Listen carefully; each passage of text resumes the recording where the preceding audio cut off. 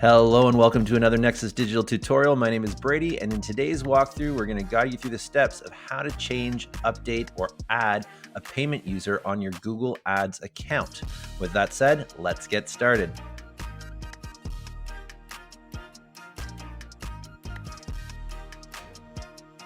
Okay, to get started, you're going to open up your Google Ads account or your MCC and find the account that you want to update.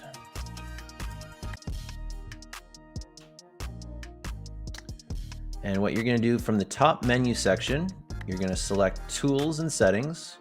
Along the right-hand side, you'll see the Billing section. Scroll down to Settings. And this will open up your account payments section. You're going to again go make sure you're under the Settings section and just scroll all the way to the bottom. And in the bottom right-hand corner section here, you're going to see Manage Payment Users. And all you're going to want to do is click on the Add New User button and fill out all of the appropriate information, their contact name, the phone number, and the email address. You're then going to have to click on Permissions and clarify what level of access or what permissions you want to grant for them. And then highlight the email preference. All payment emails, administrative payment email only, or no payment emails at all.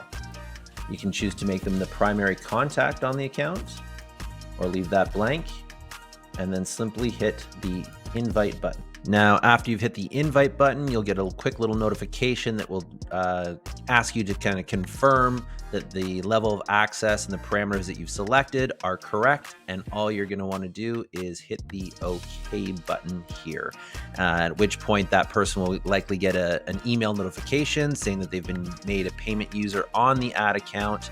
It's also important to note that when you're adding a user to your Google ad account as a manager account or as a payment user, they are still required to have a Google account in order to be accepted into or gain access into the AdWords platform.